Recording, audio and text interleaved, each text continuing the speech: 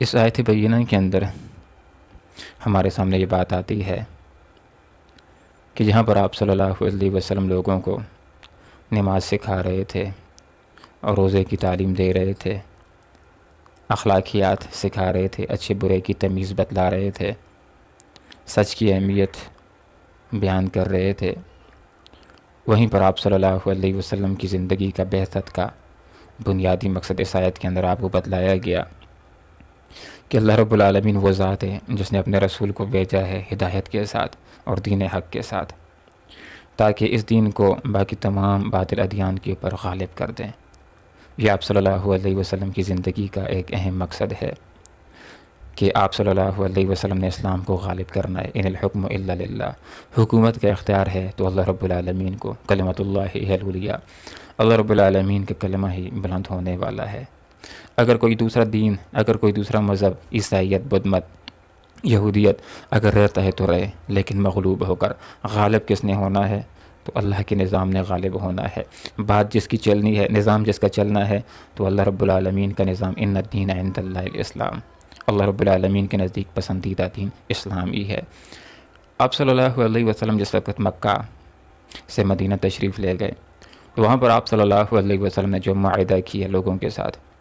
اس معاہدے کے اندر حکمت کے ساتھ آپ صلی اللہ علیہ وسلم نے یہ شک پاس کروائی کہ جس کا مفہوم یہ تھا کہ ہر معاملے کا آخری فیصلہ اللہ کے رسول صلی اللہ علیہ وسلم کریں گے۔ تو یہ شک جس وقت پاس ہو گئی تو گویا کہ مدینہ کی سربراہی ایک لحاظ سے آپ صلی اللہ علیہ وسلم کے ہاتھ کے اندر آ گئی۔ لیکن یہ اسلامی حکومت کا مدینہ کے اندر قیام یہ کوئی اتفاقی امر نہیں تھا، بلکہ اس سے پہلے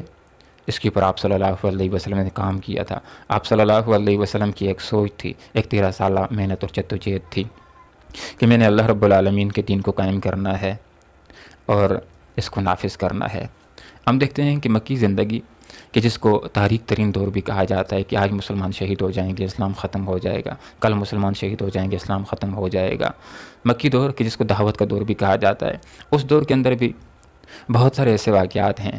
جو اس بات کے اوپر دلالت کرتے ہیں کہ آپ صلی اللہ علیہ وسلم ہوتے تو دعوت کے میدان میں تھے، لیکن نظریں اسلامی انقلاب کے اوپر تھیں کہ میں نے دین کا کام کیا، یہ دین انشاءاللہ کامیاب ہوا تو اسلام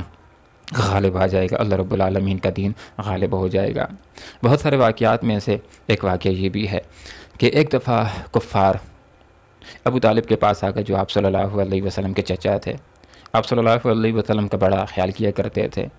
جرگے والوں نے کہا کہ ابو طالب اپنے بھتیجے کو اس کام سے روک دیجئے، وہ ہمارے بتوں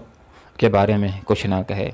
اور اگر اس نے اپنی زبان کو نہ روکا، دین کے کام کو نہ چھوڑا تو ہماری طرف سے اس کو نقصان پہنچے گا، پھر تم ہم سے ناراض نہ ہونا۔ چچا اپنے بھتیجے صلی اللہ علیہ وسلم کو اپنے پاس بلاتے ہیں اور اپنے بھتیجے کے سامنے یہ بات رکھتے ہیں کہ اس کام کو چھوڑ دیجئے، لوگ تمہیں نقصان پہنچائیں گے، میں برداشت نہیں کر سکوں گا، تمہیں جب لوگ اذیت دیں گے تو میں برداشت نہیں کر سکوں گا، اس کام کو چھوڑ دیجئے۔ تو آپ صلی اللہ علیہ وسلم نے فرمایا، میرے چچا، ایک کلمہ ہے، اگر جس کو یہ اختیار کر لیں تو عرب ان کے ماتحت ہو جائیں گے اور عجم ان کے لیے باج گزار ہو جائیں گے، جزیہ دے کر کے، ٹیکس دے کر کے زندگی گزاریں گے۔ تو سرداران نے کہا کہ ایسا ایک نہیں،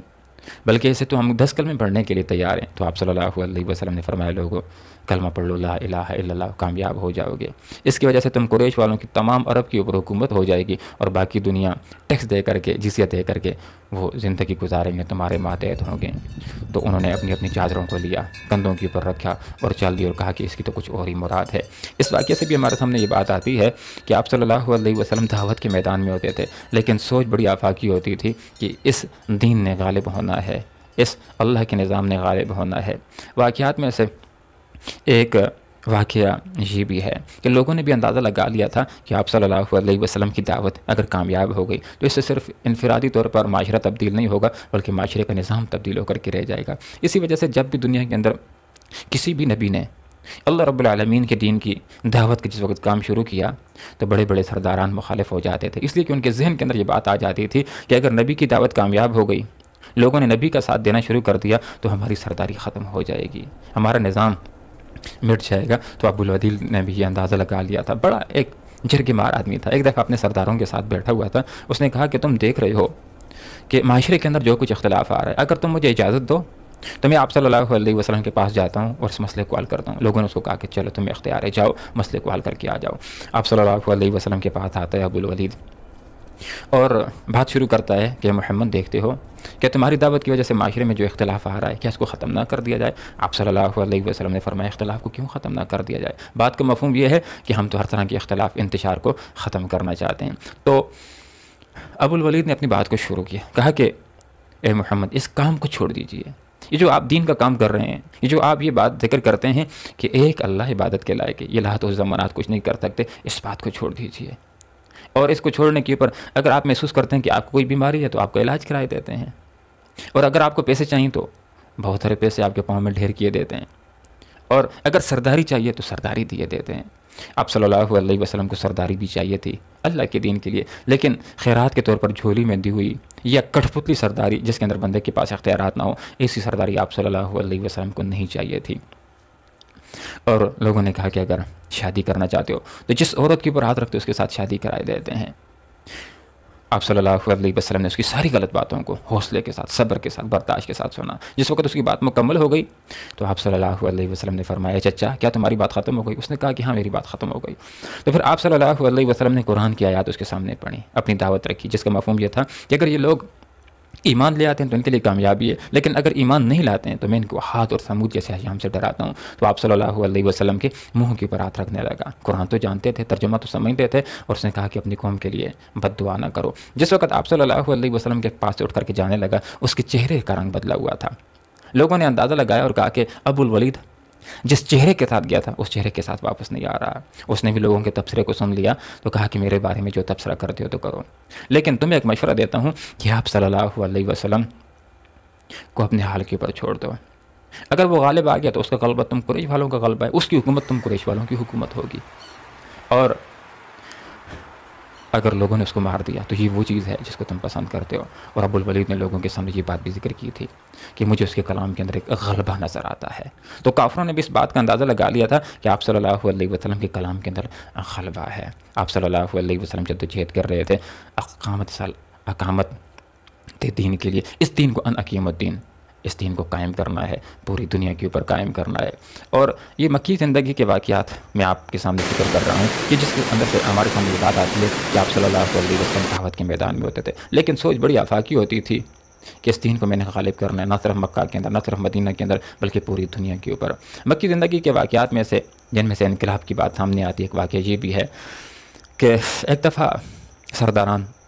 ابو طالب کے پاس آتے ہیں اور پھر سے درخواست کرتے ہیں کہ دیکھو ابھی تک اپنے بھتیجے کو اس کام سے منع نہیں کیا ہے، اب کی بار اگر منع نہ کیا تو ہماری طرف سے اس کو نقصان پہنچے گا، اور پھر ہم سے کوئی فریاد اور شکوہ نہ کرنا۔ پھر سے چچا اپنے بھتیجے صلی اللہ علیہ وسلم کو اپنے پاس بلاتے ہیں اور پھر سے درخواست کرتے ہیں کہ اس کام کو چھوڑ دو، دین کے کام کو چھوڑ دو، وغیرہ لوگ تمہیں نقصان پہنچائیں گے اور میں دیکھ نہیں سکوں گا۔ آپ صلی اللہ علیہ وسلم جو جواب دیتے ہیں اس میں سے غلبے کی بات سامنے آتی ہے۔ آپ صلی اللہ علیہ وسلم نے چچا کے سامنے یہ بات رکھی، اپنے موقف کو سامنے رکھا، فرمایا میرے چچا اگر یہ لوگ میرے ایک ہاتھ کے اوپر سورج اور دوسرے ہاتھ کے اوپر چاند رکھتے ہیں تب بھی اس کام سے باز نہیں آؤں گا، یا تو یہ دین غالب ہو کر کے رہے گا یا میں اس راستے کے اندر کام آ جاؤں گا۔ آپ صلی اللہ علیہ وسلم نے ٹھوک اپنا موقف پیش کر دیا۔ چچا جان بھی بڑے متاثر ہوتے ہیں اور یہ بات ذکر کرتے ہیں بھتیجے اپنے کام کو کرتے چلے جاؤ، جب تک میں ہوں تمہارا کوئی بھی بال بیکا نہیں کر سکے گا۔ محترم سامعین، یہ وہ واقعات میں آپ کے سامنے ذکر کر رہا ہوں کہ مکی زندگی کے اندر بھی جب آپ صلی اللہ علیہ وسلم دعوت کا کام کر رہے تھے، لیکن سوچ آپ صلی اللہ علیہ وسلم کی یہی تھی کہ میں نے دین کو غالب کرنا ہے، باقی نظاموں کو ختم کرنا ہے، اللہ کے نظام کو، اللہ کے دین کو غالب کرنا ہے، جس کی یہاں پر ذمہ داری آپ صلی اللہ علیہ وسلم کو ذمہ ڈالی گئی، وَدِينِ الْحَقِّ لِيُظْهِرَهُ عَلَى الدِّينِ كُلِّهِ، تاکہ اس دین کو باقی تمام باطل ادیان کے اوپر غالب کر دیا جائے۔ یہ اظہار دین کا کام، یہ غلبہ دین کا کام، یہ آپ صلی اللہ علیہ وسلم نے کیا ہے۔ واقعات میں سے ایک واقعہ یہ بھی ہے کہ ایک دفعہ غالباً حضرت خباب بن ارت رضی اللہ عنہ کو کفار نے بڑا ستایا اور بڑی اذیتیں دیں۔ آپ صلی اللہ علیہ وسلم کے پاس آ گئے۔ آپ صلی اللہ علیہ وسلم خانہ کعبہ کے اندر تھے، ٹیک لگا کر کے بیٹھے ہوئے تھے۔ صحابی رسول آتے ہیں، دعا سلام کرتے ہیں اور پھر اللہ کے رسول صلی اللہ علیہ وسلم سے پوچھتے ہیں کہ اللہ کے رسول اللہ کی مدد کب آئے گی؟ آپ صلی اللہ علیہ وسلم نے اپنے دوست سے فرمایا کہ میرے دوست کیا ابھی سے بے صبر ہو رہے ہو؟ حال یہ کہ تم سے پہلے لوگوں کے اوپر بڑی مصیبتیں آئی تھیں، بڑی پریشانیاں آئی تھیں، اللہ کے دین کی خاطر ان کو آروں کے ساتھ چیرا گیا تھا، ان کے جسم سے لوہے کی کنگھیوں کے ساتھ گوشت کو نکالا گیا تھا، لیکن وہ تو بے صبر نہیں ہوئے تھے، انہوں نے تو صبر کیا تھا، تم ابھی سے بے صبر ہو رہے ہو۔ پھر آپ صلی اللہ علیہ وسلم نے اپنے دوست کو یہ خوشخبری بھی سنائی فرمایا جس کا مفہوم یہ ہے کہ ایک وقت ایسا آنے والا ہے کہ صنعا سے خضر موت تک، مفہوم یہ کہ ایک مقام سے دوسرے مقام تک ایک عورت اکیلی تنہا جائے گی، زیورات سے لدی ہوگی، اور اللہ رب العالمین کے خوف کے علاوہ کسی اور کا اس کو کوئی خوف نہیں ہوگا۔ مفہوم یہ کہ اسلام کا زمانہ آ جائے گا، عدل کا زمانہ آ جائے گا، ہر بندے کی ضروریات اس کے گھر کے اندر آسانی کے ساتھ پوری ہو جائیں گی، کسی کو کسی کی طرف غلط نظر اٹھا کر کے دیکھنے کی موقع بھی نہیں ملے گا، جرأت بھی نہیں ہوگی۔ وہ عدل کا زمانہ ہوگا، وہ انصاف کا زمانہ ہوگا، وہ زمانہ آنے والا ہے۔ مکی زندگی کے واقعات میں سے کہ جس میں ہمارے سامنے یہ بات آ جاتی ہے کہ آپ صلی اللہ علیہ وسلم کی سوچ کس قدر آفاقی تھی کہ اللہ کے نظام کی حکومت کو میں نے قائم کرنا، ان الحکم الا للہ، حکومت کا اختیار نہیں ہے مگر محض اللہ رب العالمین ہی کو ہے۔ واقعات میں سے ایک واقعہ یہ بھی ہے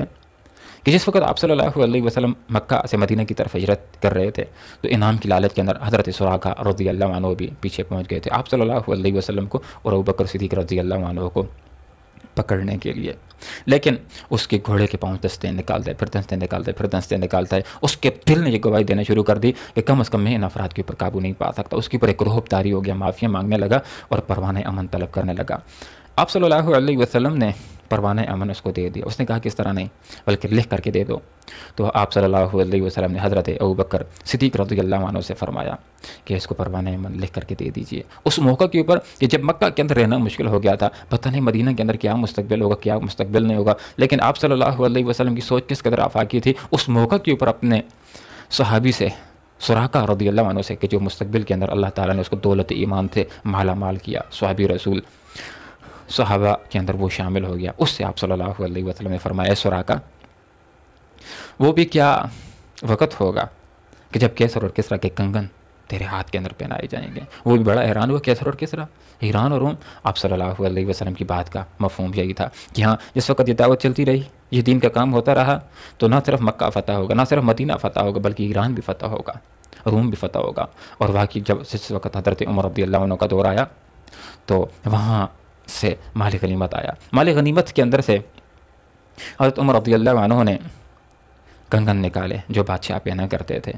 حضرت سراقہ رضی اللہ عنہ کو بلاتے ہیں، اس کے ہاتھ کے اندر پہناتے ہیں اور فرماتے ہیں کہ آج میرے نبی کی پیشن گوئی پوری ہو گئی ہے۔ محترم سامعین، یہ دین کے غلبے کا کام بھی آپ نے بھی کرنا ہے اور میں نے بھی کرنا ہے، اس لیے کہ یہ اللہ تعالیٰ کی طرف سے ہماری ذمہ داری ہے کہ یہ دین ہے لیظہرہ علی الدین کلہ، اس کو غالب کرنا ہے تمام کے تمام باطل ادیان کے اوپر۔ ایک غلبہ تو اسلام کو حاصل ہے جو ابتدا میں بھی تھا، آج بھی حاصل ہے اور قیامت تک حاصل رہے گا، وہ دلائل کا غلبہ، استدلالی غلبہ ہے کہ جو بھی زندگی کا معاملہ دیکھ لیا جائے، مثلا ایک انسان جس وقت فوت ہو جاتا ہے، اسلام اس کے بارے میں کیا کہتا ہے کہ اس کو عزت دی جائے، اور کچھ اور مذاہب کیا کہتے ہیں کہ اس کو گھر میں رکھو، جب بو آتی ہے تو پھینک دیتے ہیں، کوئی اس کو جلانے کی بات کرتا ہے، کوئی اس کو پھینکنے کی بات کرتا ہے۔ تو ہر ایک معاملے کے اندر اگر دیکھا جائے تو اسلام کی تعلیم دل لگتی تعلیم ہے، تو دلائل کے میدان کے اندر، براہین کے میدان کے اندر، استدلال کے میدان کے اندر اسلام آج بھی غالب ہے باقی تمام کے تمام ادیان کے اوپر۔ اور اسلام کو اس وقت فوجی اور مادی غلبہ بھی حاصل ہو جاتا ہے جب اہل ایمان کو تقاضوں کو پورا کرتے ہیں، جیسے صحابہ کرام رضوان اللہ علیہ مجمعین، تابعین، تبع تابعین نے ایمان کے تقاضوں کو پورا کیا تھا تو ان کو مادی غلبہ بھی حاصل ہوا تھا، فوجی غلبہ بھی حاصل ہوا تھا، اپنے زمانے کے اندر سپر پاور تھے۔ آج اگر ہم کمزور ہیں تو ہم اپنی ذمہ داریوں کو ادا نہیں کر رہے، اور انشاءاللہ ایک وقت وہ بھی آنے والا ہے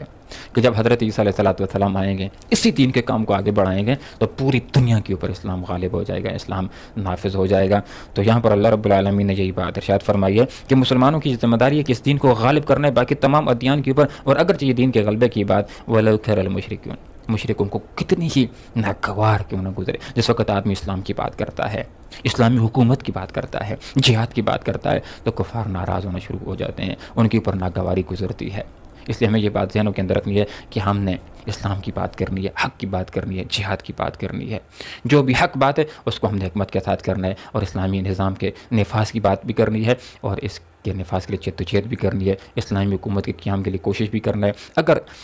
سیاست کرنا، نظام کو چلانا، اسلامی حکومت کرنا کوئی گناہ کا کام ہوتا تو مصر کے اندر حضرت یوسف علیہ السلام حکومت نہ کرتے، حضرت سلیمان علیہ السلام حکومت نہ کرتے، ابوبکر صدیق رضی اللہ عنہ کو جس وقت لوگ اپنا خلیفہ امیر المسلمین بنا رہے تھے تو وہ لوگوں سے کہہ دیتے کہ میں تو مسجد کے اندر ذکر کروں گا، تم چاہو حکومت کرو، ایسا نہیں کیا، بلکہ انہوں نے اس ذمہ داری کو سنبھالا۔ حضرت عمر رضی اللہ عنہ نے حکومت کی، عثمان غنی رضی اللہ عنہ نے حکومت کی، علی المرتضیٰ رضی اللہ عنہ نے حکومت کی۔ یہ حکومت کرنا، یہ دین کے مطابق حکومت کرنا، یہ اسلامی سیاست، یہ دین میں سے، یہ دین کا ایک حصہ ہے۔ اللہ رب العالمین سے دعا کرتے ہیں کہ اللہ تعالیٰ مجھے اور آپ کو بھی اس بات کی توفیق عطا فرمائے کہ ہم دین کے غلبہ کا کام کریں۔ اور دین کے غلبے کا راستہ پاکستان کے اندر ایک یہ بھی ہے کہ جس وقت الیکشن کا موقع آ جائے تو اس موقع کے اوپر انسان کسی کا ساتھ اس بنیاد کے اوپر نہ دے کہ یہ میری نالیوں کو بنائے گا، یہ میری گلیوں کو بنائے گا، یہ مجھے نوکری دے گا، بلکہ کسی کا ساتھ میں اس بنیاد کے اوپر دے دیا جائے۔ یہ ووٹ امانت ہوتی ہے،